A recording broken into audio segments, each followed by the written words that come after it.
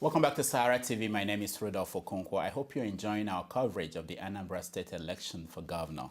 And this is what we have now. We understand that INEC has rescheduled elections at 65 wards in Anambra State, mainly in Anambra, Idemili North and Idemili South. We'll keep you updated on some other news that we're getting. But in the meantime, we are going to talk to Mr. Clement Nwankwo. Nwankwo is the leader of the Policy and Legal Advocacy Center. He's also in Anambra State to monitor the election.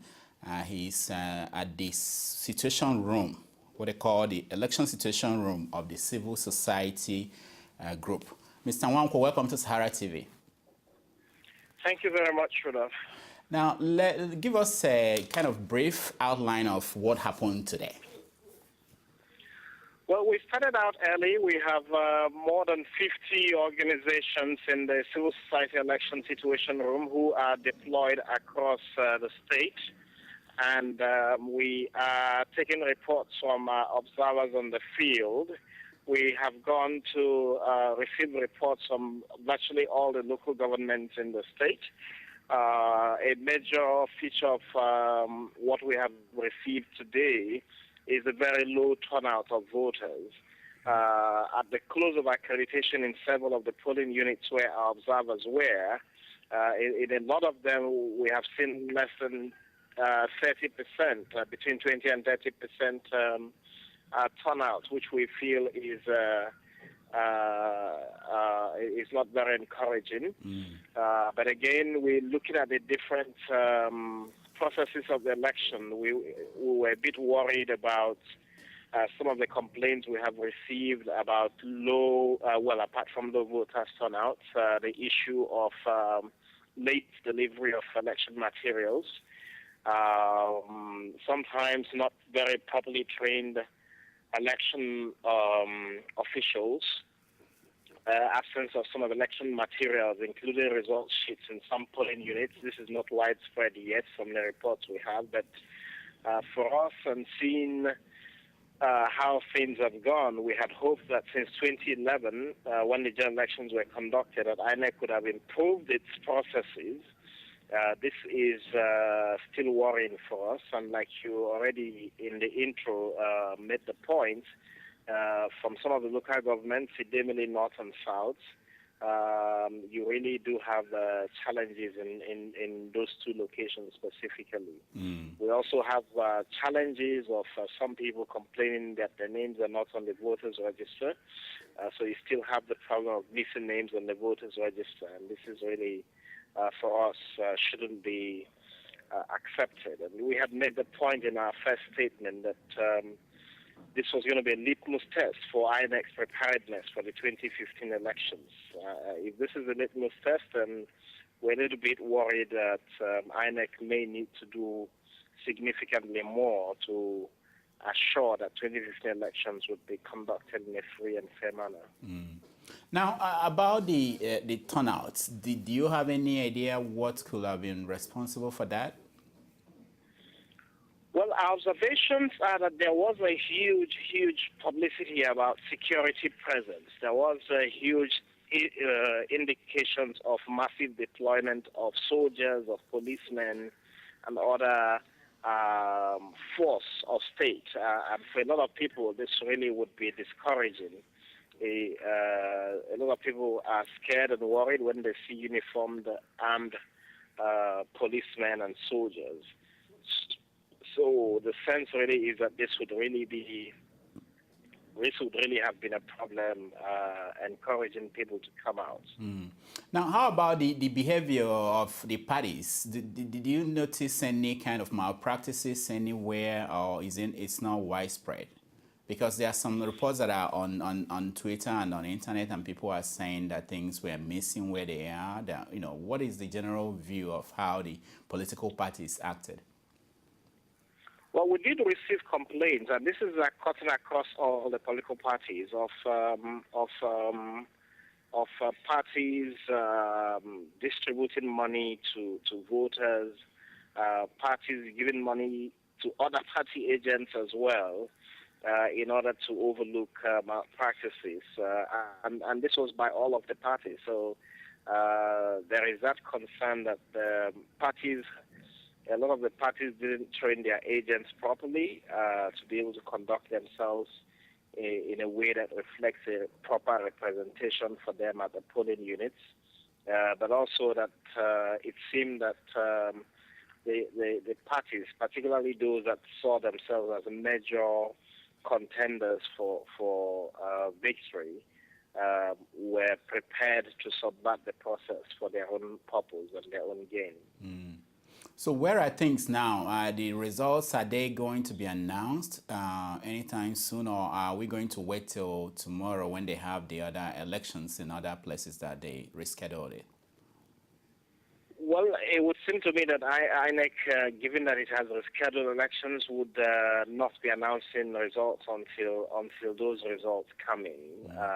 The question would be whether those local governments would significantly impact on the results of the election. And given that INEC has rescheduled it for tomorrow, my sense is that INEC would be waiting for results from those deferred polls to come in. Mm. Now, your group, I understand that you issued a statement already, kind of a report on what you observed. Is that true or no? We have issued an interim report this evening. We will be issuing another one in the morning tomorrow. But again, some of what I have said already are contained in that report, which is the low turnouts, the delay in delivery of election materials. Of course, we commended the conduct of security officials, even though their presence was initially intimidating.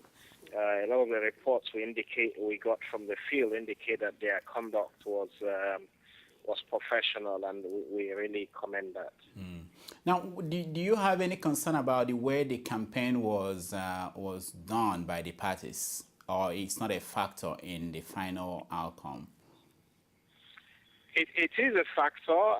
In some of the cases, parties were squabbling with internal wranglings, and it was difficult for one or two of the parties to effectively convey knowledge of who their candidate is until the last days of the election, which we think is wrong.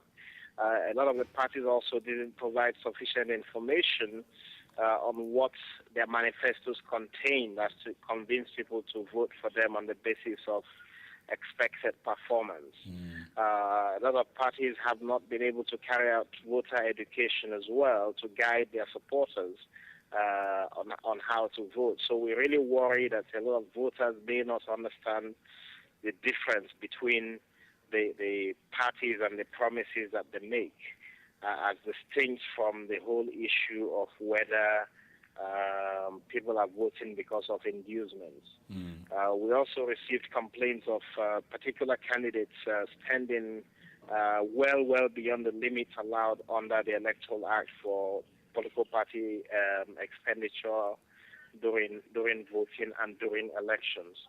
And we really find this to be in violation of the Electoral Act.